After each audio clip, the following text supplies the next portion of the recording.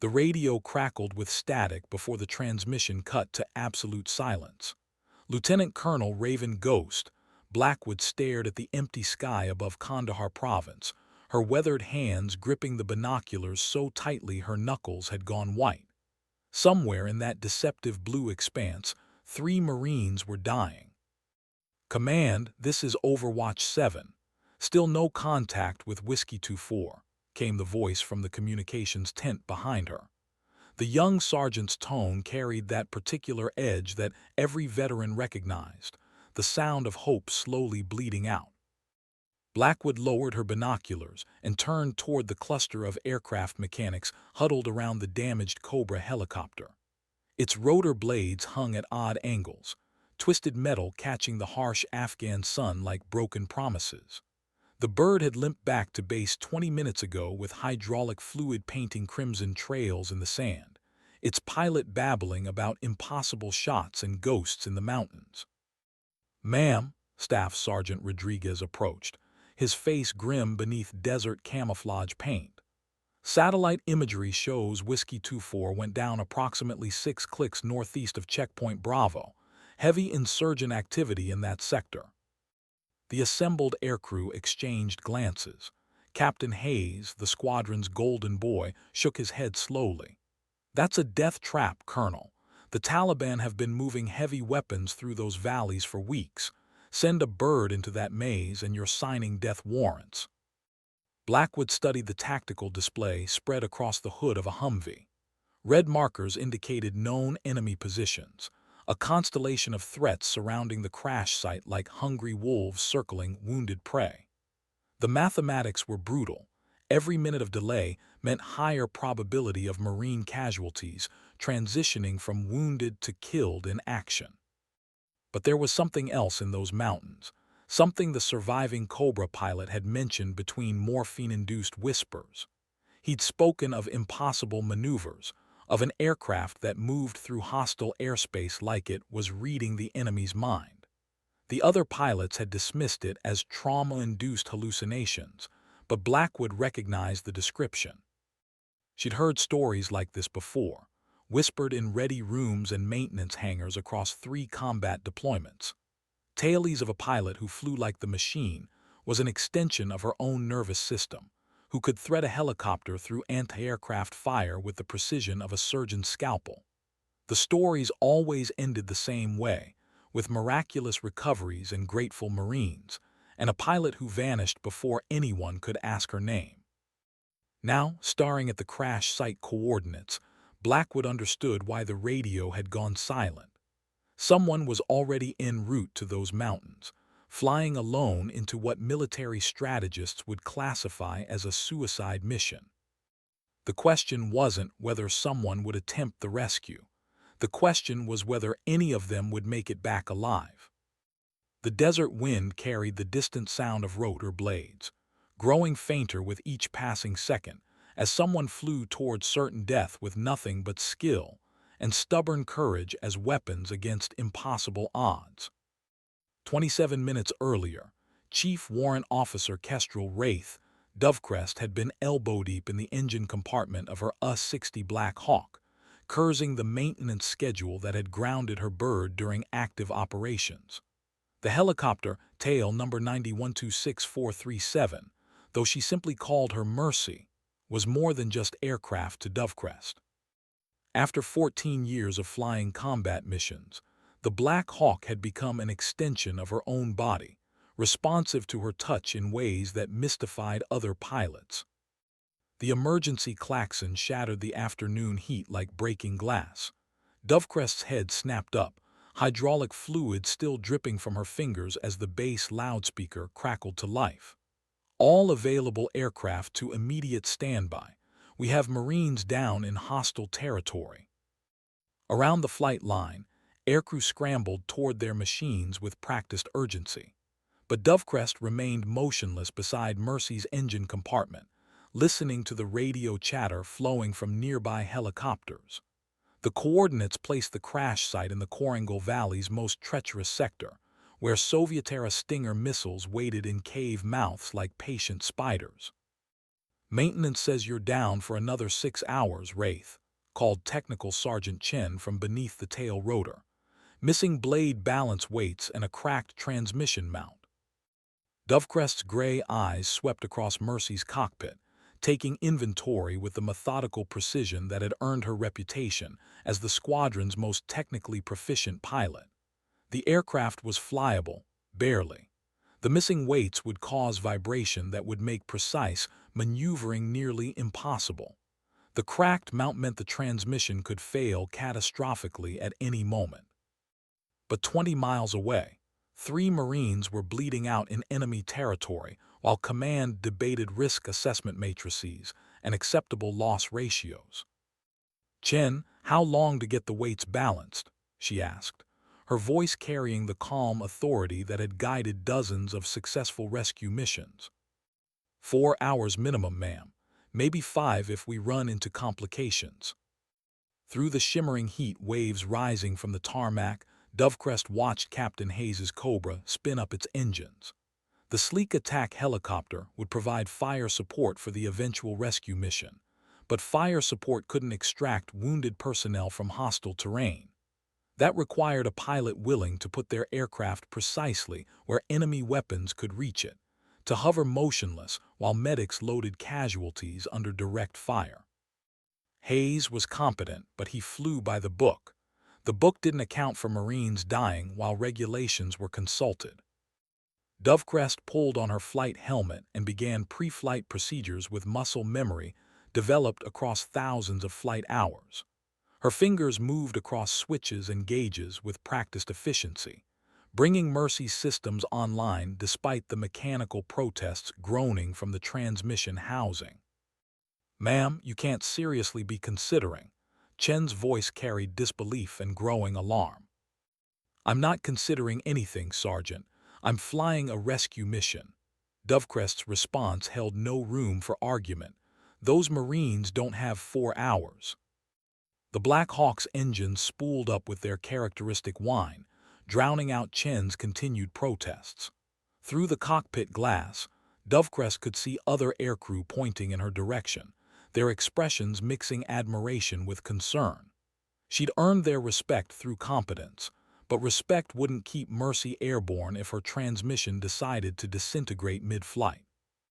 As the helicopter lifted off the tarmac, vibrations from the unbalanced rotor blades transmitted through the airframe like an automotive engine missing spark plugs. But Mercy flew, and that was enough. Somewhere in those mountains, Marines were counting on miracles. Dovecrest intended to deliver one, even if it killed her in the process. The Korangal Valley stretched below like an ancient wound carved into Afghanistan's flesh, its rocky walls rising toward peaks that had witnessed empires rise and fall. Soviet bones still littered these ridgelines, scattered remnants of another superpower's hubris. Now American blood was being spilled on the same stones, adding fresh stains to geological formations that had absorbed violence for millennia. Dovecrest kept Mercy low, using terrain masking to avoid enemy radar signatures while following dried riverbeds toward the crash coordinates. The Black Hawk's damaged transmission made every control input feel like wrestling with an angry mechanical beast. Each course correction sent violent shudders through the airframe, reminding her that she was flying borrowed time measured in minutes rather than hours. "Wraith, this is Overwatch 7, came the voice through her headset. Lieutenant Colonel Blackwood's tone carried professional concern wrapped around steel-hard authority. "We show you airborne without clearance. What's your status?" "Overwatch 7. Wraith is en route to provide emergency medical evacuation for Whiskey 24. Request immediate clearance for combat operations." A long pause filled with static. Dovecrest could imagine the conversation happening in the operations center, heated discussions about unauthorized flights and acceptable risk levels. But she also knew Blackwood's reputation. The colonel had been flying combat missions when Dovecrest was still learning to drive, and she understood the mathematics of battlefield triage better than any staff officer. "Wraith, be advised you are operating in extremely hostile airspace. Multiple SA-7 batteries confirmed active in your sector. Recommend you abort and return to base. The recommendation carried weight of regulation and military protocol, but it also carried something else: genuine concern for a pilot about to fly alone into what intelligence assessments classified as certain death.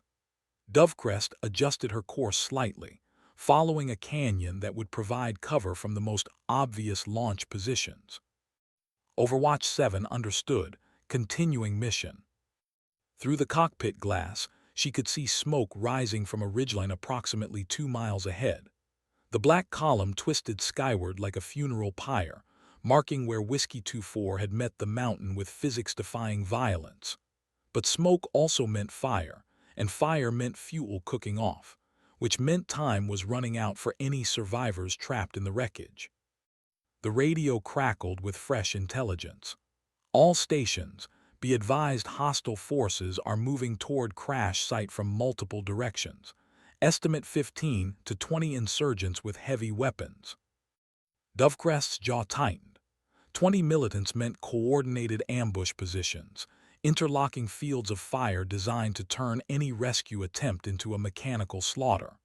The smart play would be to wait for a full escort package, attack helicopters, close air support, maybe even artillery prep to clear the landing zone. But smart plays didn't account for Marines bleeding out, while staff officers calculated acceptable loss ratios. She pushed Mercy's throttles forward, coaxing additional speed from engines already operating beyond recommended parameters. The helicopter responded with mechanical protests and increased vibration, but the airspeed indicator climbed toward the red line that separated aggressive flying from self-destructive desperation. Behind her, the radio chatter continued as other aircraft launched to provide support that would arrive too late to matter.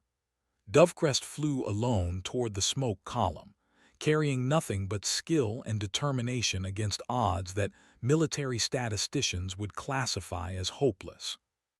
The mountains ahead waited with patient malevolence, ready to claim another aircraft and another pilot foolish enough to believe that courage could overcome careful enemy preparation. The first surface-to-air missile launched when Mercy was still 3 miles from the crash site, its contrail scribing a deadly arc against the crystalline mountain sky. Dovecrest saw the launch signature, a brief flash of light from a cave mouth on the eastern ridge, and immediately threw the Black Hawk into a diving turn that pushed the airframe's structural limits beyond manufacturer specifications. The missile streaked past Mercy's tail boom, missing by perhaps 20 feet before impacting harmlessly against a granite cliff face. But the near miss confirmed what Dovecrest had suspected. This wasn't a hastily organized ambush. The Taliban had been planning this engagement, positioning weapons systems to create a killing field that would claim any aircraft attempting rescue operations. "Wraith, we have you under direct fire," came Blackwood's voice, tension bleeding through the professional calm. "Recommend immediate evasion and withdrawal." Another missile launch, this one from the western ridge. Dovecrest pulled Mercy into a climbing turn, using the helicopter's superior maneuverability to defeat the weapon's guidance system. The transmission protested with mechanical screams that transmitted through the airframe like tortured metal, but the aircraft held together. Below, she could see the crash site clearly now. Whiskey 24 had gone down hard, its fuselage crumpled against a boulder field like aluminum can crushed by invisible hands. But there was movement near the wreckage, tiny figures that had to be survivors attempting to establish defensive positions. 3 Marines, just as intelligence had reported. 3 Americans whose lives depended on someone being willing to fly into certain death, armed with nothing but stubborn determination, and 14 years of accumulated flying experience. Dovecrest began her approach, keeping Mercy low and fast while scanning for additional missile positions. The helicopter's damaged rotor system made every control input feel like wrestling with a mechanical monster that wanted nothing more than to tear itself apart in midair. But the Black Hawk responded, dancing between missile launches with grace that defied both physics and common sense. Whiskey 2-4, this is Wraith inbound for immediate extraction. Pop smoke and prepare for emergency evacuation. The response came through static and pain. Wraith, this is Corporal Martinez. We have 2 urgent surgical and 1 priority. Heavy enemy contact from multiple directions. 2 urgent surgical meant Marines who would die without immediate medical intervention. 1 priority meant serious wounds that could wait perhaps an hour before becoming life-threatening. All 3 classifications meant men who would never see home again unless someone could extract them from this mechanical graveyard. Dovecrest lined up for landing, her eyes scanning the boulder field for the clearest approach path. The terrain was nightmarish. Loose rocks that would destabilize the helicopter, steep slopes that could cause dynamic rollover, and enemy positions that commanded perfect fields of fire over any potential landing zone. But there, between 2 massive granite formations, was perhaps 50 feet of relatively level ground. Barely enough space for a Black Hawk, and certainly not enough margin for error. A landing that would require precision measured in inches rather than feet. The kind of landing that separated competent pilots from legends. Mercy descended toward the mountain like a mechanical angel, her rotor wash stirring dust clouds that would provide concealment from enemy shooters. Behind the controls, Dovecrest's hands moved with surgical precision, making constant minute adjustments to keep the helicopter stable in air currents that tried to dash her against the surrounding rocks. Time slowed to crystalline moments where split-second decisions determined whether Marines lived or died, whether their families would receive folded flags or joyful reunions. The landing zone rushed up to meet them with lethal velocity. The touchdown was controlled violence, Mercy's landing gear contacting the rocky slope with bone-jarring impact that transmitted through the airframe like an earthquake.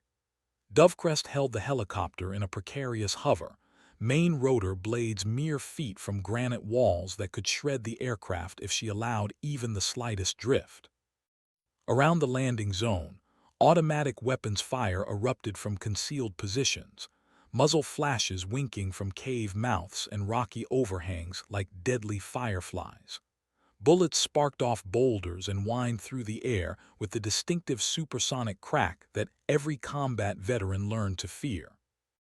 "Wraith, we're moving casualties to your position," came Corporal Martinez's voice, strained with pain and exhaustion.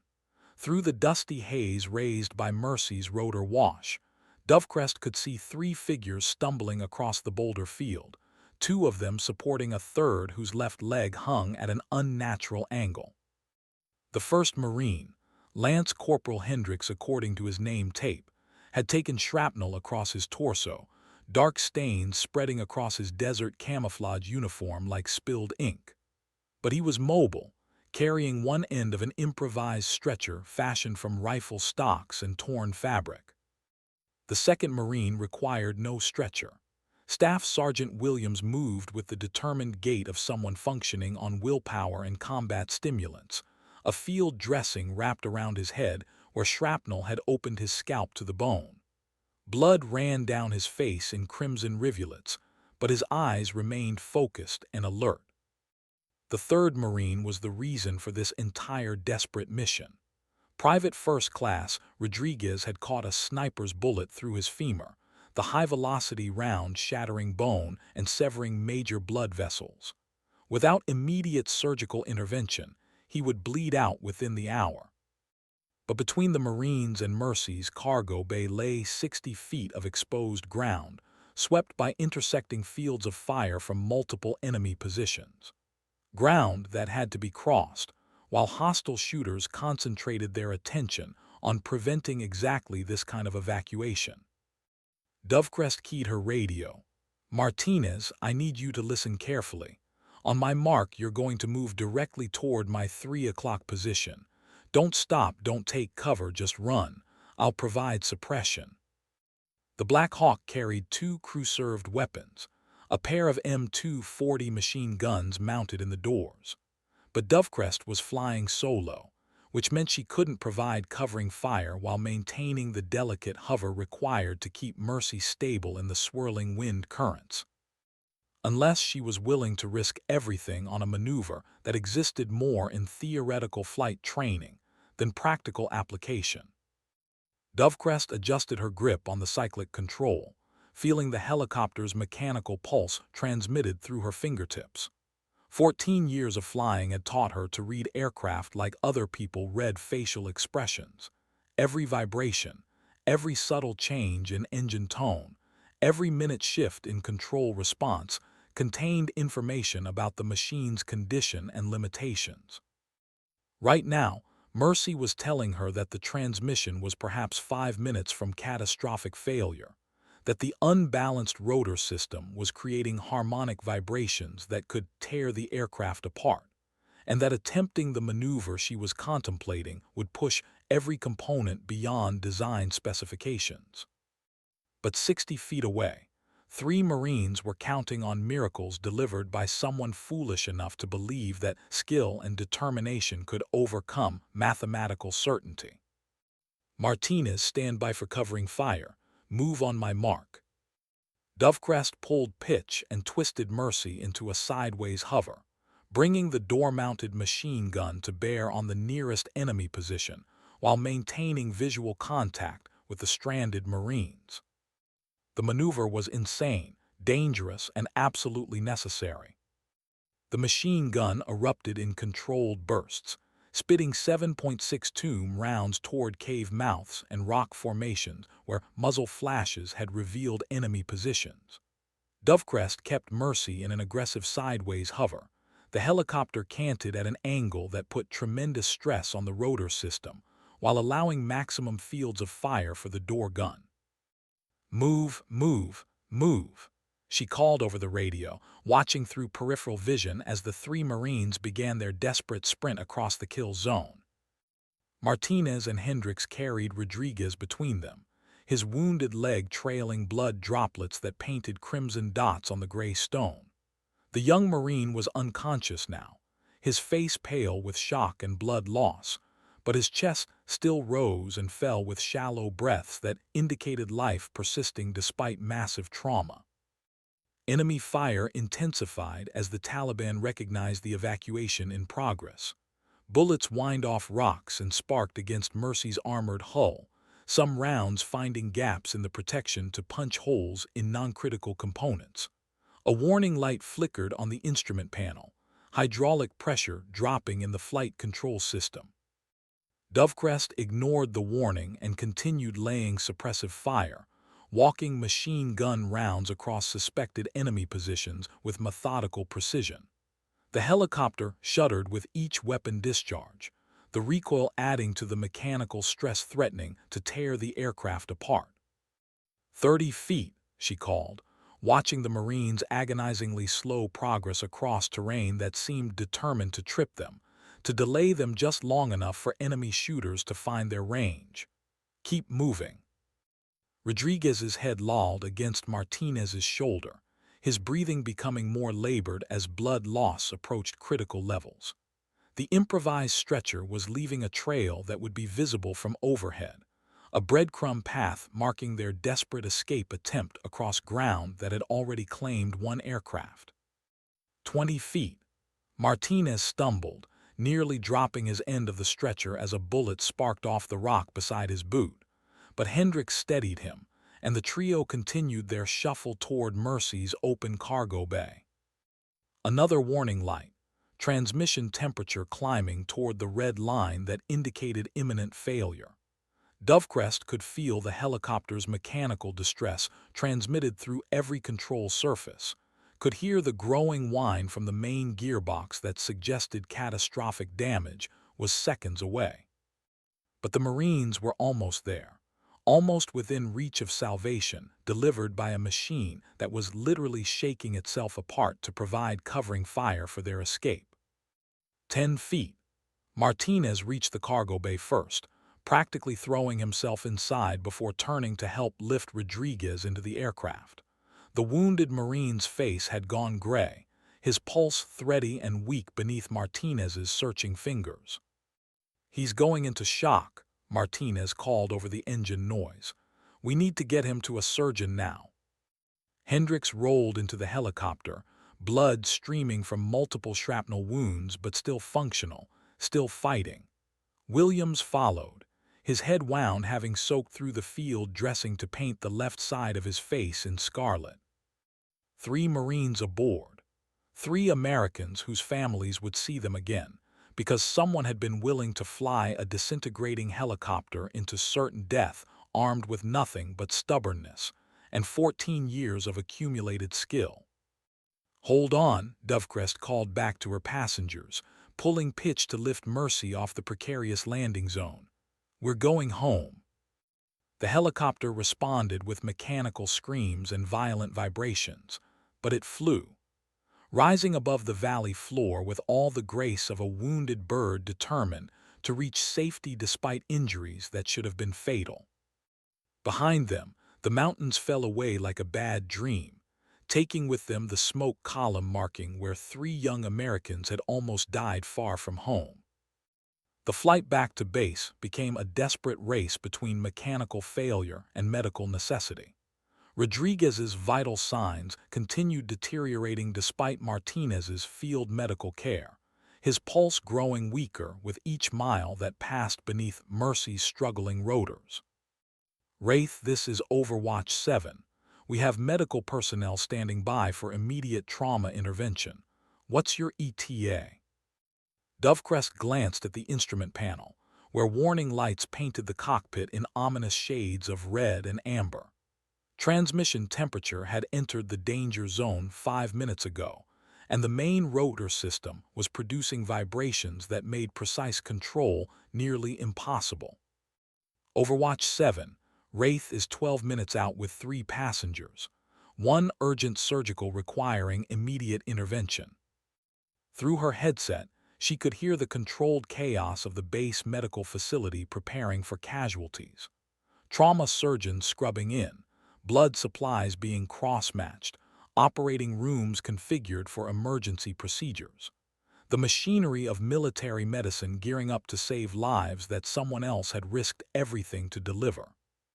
Behind her, Martinez worked with the focused intensity that separated trained medics from well-meaning amateurs. He'd established an IV line using supplies from the helicopter's medical kit, pushing saline solution to maintain Rodriguez's blood pressure, while monitoring vitals that continued their slow spiral toward critical. "How's he doing?" Hendricks asked, his own wounds forgotten in concern for his fellow Marine. The shrapnel across his torso had been serious but not life-threatening, painful injuries that would heal given time and proper medical care. "Hanging in there," Martinez replied, but his tone carried uncertainty that military personnel learned to recognize. Rodriguez was dying despite their best efforts, slipping away with each heartbeat that pumped precious blood through damaged vessels. Dovecrest pushed Mercy's throttles forward, coaxing additional speed from engines already operating beyond sustainable limits. The helicopter responded with increased vibration and concerning noises from the transmission, but the airspeed indicator climbed toward velocities that would shave crucial minutes from their flight time. "Mayday, Mayday," came a voice over the emergency frequency. "This is Cobra 77 declaring in-flight emergency, losing hydraulic pressure and experiencing control problems." Through the heat shimmer rising from the desert floor, Dovecrest could see Captain Hayes's attack helicopter trailing fluid and struggling to maintain formation. The Cobra had taken battle damage during its support mission, and now both aircraft were limping toward base with mechanical problems that could prove fatal. "Cobra 77, this is Wraith. I have you in visual contact. Can you maintain formation for emergency approach?" Hayes's voice carried tension barely contained beneath professional composure. "Wraith, I'm losing hydraulic assist on primary controls. Going to attempt auto-rotation if systems fail completely." An auto-rotation was a controlled crash, a technique that allowed helicopters to land without engine power by using rotor momentum to cushion impact. But auto-rotations required considerable altitude and suitable terrain, neither of which were available over the rocky desert approaching Kandahar Air Base. If Hayes went down, it would mean another rescue mission into hostile territory, more Marines at risk, more families waiting for news that might never come. 7-7, stay with me, Dovecrest called, adjusting her course to provide mutual support for the struggling Cobra. We're almost home. Below them, the airbase appeared through the heat haze like a mirage made manifest. Concrete runways, aircraft hangars, and the promise of medical care that could save Rodriguez's life if they could just cover the remaining 8 miles before mechanical failure claimed either aircraft. Both helicopters flew on borrowed time, their mechanical lifespans measured in minutes rather than hours. The final approach to Kandahar Air Base became a study in controlled desperation, as both damaged helicopters fought failing systems to reach sanctuary. Hayes's Cobra was leaking hydraulic fluid in a steady stream, the red liquid evaporating in the rotor wash to create an ominous mist that spoke of catastrophic system failure imminent. Mercy's transmission temperature had climbed well beyond the red line, entering territory where manufacturer specifications simply read, "Avoid" in capital letters. The helicopter's entire airframe shook with harmonic vibrations that threatened to tear riveted joints apart, but Dovecrest held formation with the struggling attack helicopter. Tower, this is Wraith Flight with 2 aircraft declaring emergency. Request immediate clearance for emergency landing. Wraith Flight Tower, you are cleared for immediate approach to runway 27. Emergency vehicles are standing by. Below them, Dovecrest could see ambulances and fire trucks positioning themselves along the runway, their flashing lights creating patterns of red and blue against the desert concrete. Medical personnel waited with stretchers and equipment, ready to receive casualties whose lives hung in the balance between mechanical failure and surgical intervention. Rodriguez is going into arrest, Martinez called from the cargo bay, his voice tight with professional concern. The wounded Marine's vital signs had been deteriorating throughout the flight, his body slowly succumbing to blood loss despite all efforts to stabilize him. How long can you maintain him? Dovecrest asked, adjusting her approach angle to shave precious seconds from the landing sequence. Maybe 2 minutes. We need to get him to surgery now. 2 minutes. Dovecrest looked at the airfield still 3 miles away, calculated approach speeds and landing procedures, and realized that conventional methods would take longer than Rodriguez had left to live. She keyed the radio to the emergency frequency. Tower, Wraith declaring medical emergency. I'm going straight in, no pattern. Wraith, that approach will put you directly into the path of. Dovecrest switched off the radio and pushed Mercy into a diving approach that violated every safety regulation in military aviation. The helicopter descended toward the runway like a controlled meteor, airspeed climbing toward velocities that stressed the airframe beyond design limits. Behind her, Martinez worked frantically to maintain Rodriguez's failing vital signs, while Hendricks and Williams held on as the aircraft bucked and shuddered through air currents that tried to flip it inverted. The wounded Marines had survived enemy fire and mechanical failure. Now they had to survive their own rescue, as Dovecrest traded safety margins for time that Rodriguez didn't have. The runway rushed up to meet them with startling velocity, concrete details becoming distinct as touchdown approached at speeds that would require perfect timing to avoid catastrophic impact. Dovecrest's hands moved across the controls with practiced precision, bleeding off airspeed while maintaining enough forward velocity to reach the medical personnel waiting with increasingly urgent desperation. Hayes's Cobra touched down first, its landing gear contacting concrete with bone-jarring impact that collapsed the aircraft's nose gear and sent the attack helicopter sliding across the tarmac in a shower of sparks. But the crew survived, scrambling clear of the wreckage as fire suppression teams moved in to prevent fuel ignition. Mercy followed moments later, her landing gear striking concrete with enough force to compress the oleo struts to their maximum travel. The helicopter bounced once, settled back onto the runway, and finally came to rest as Dovecrest cut power to engines that had carried them home despite mechanical damage that should have been fatal.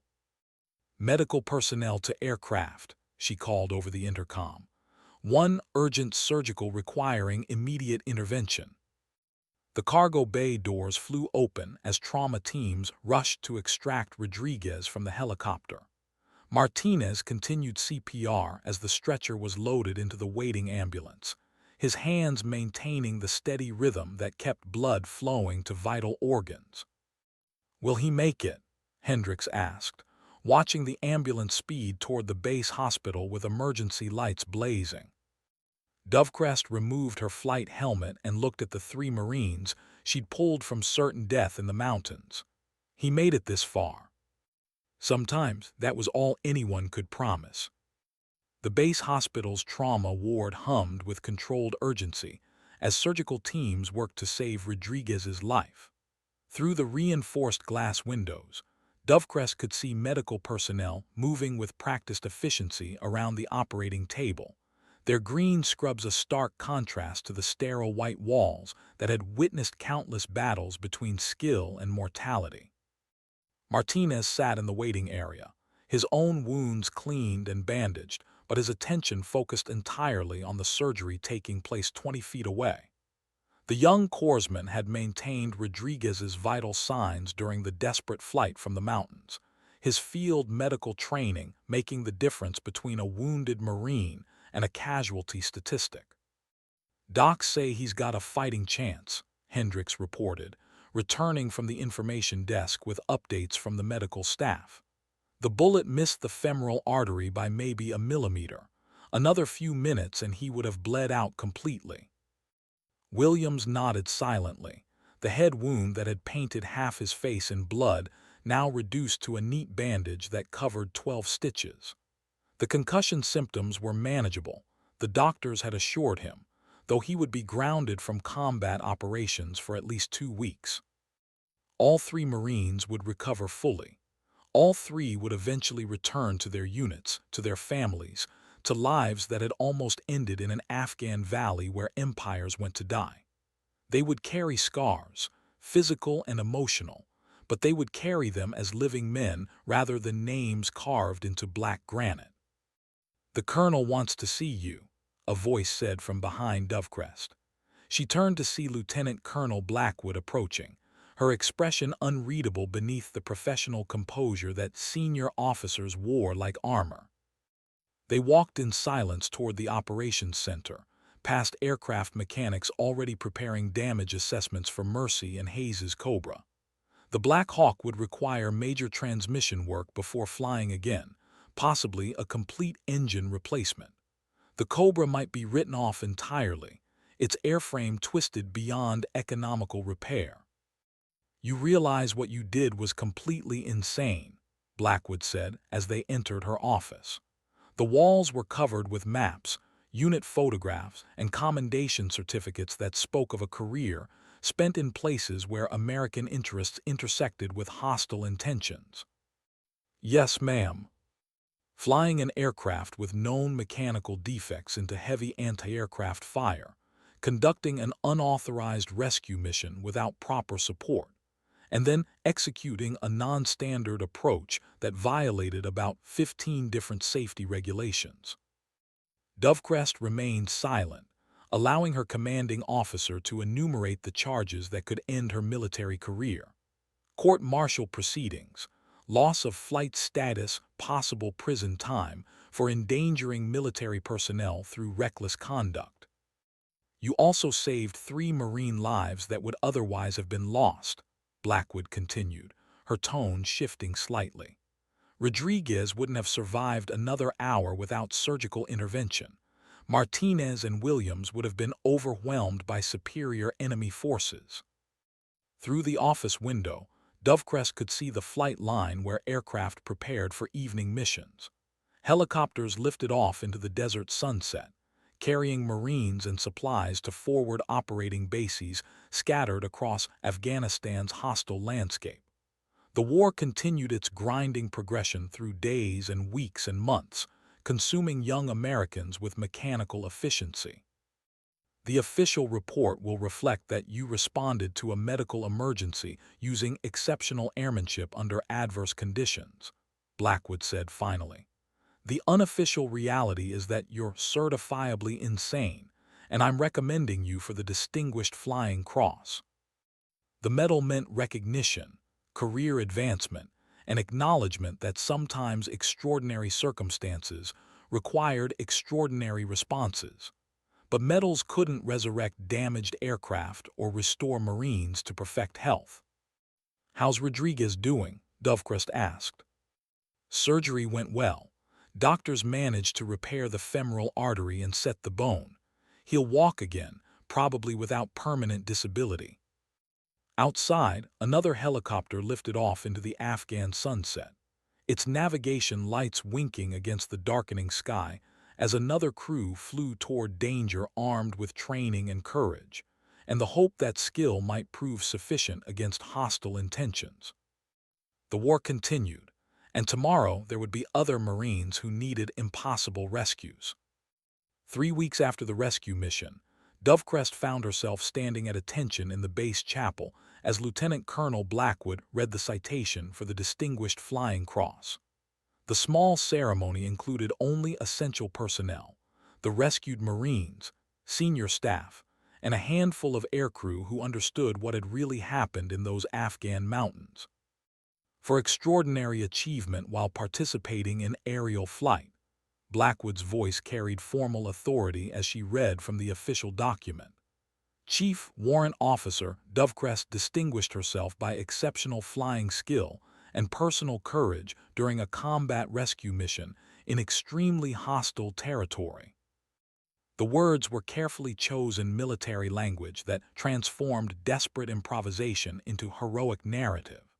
But Dovecrest's attention was focused on the 3 Marines seated in the front row, their dress uniforms adorned with ribbons that told stories of service and sacrifice in distant places. Rodriguez still walked with a slight limp, his shattered femur healing but not yet fully restored. Martinez had returned to duty with his unit, his medical training making him invaluable for forward operations. Williams bore a thin scar across his temple where shrapnel had opened his scalp, a permanent reminder of mortality confronted and overcome. All 3 would complete their deployments and return home to families, who would never fully understand how close they had come to receiving folded flags instead of embrace-filled reunions. The distinctive accomplishments of Chief Warrant Officer Dovecrest reflect great credit upon herself, her unit, and the United States Army, Blackwood concluded, pinning the distinctive medal to Dovecrest's dress uniform. The ceremony concluded with handshakes and congratulations, but Dovecrest's thoughts remained focused on the mission itself rather than its recognition.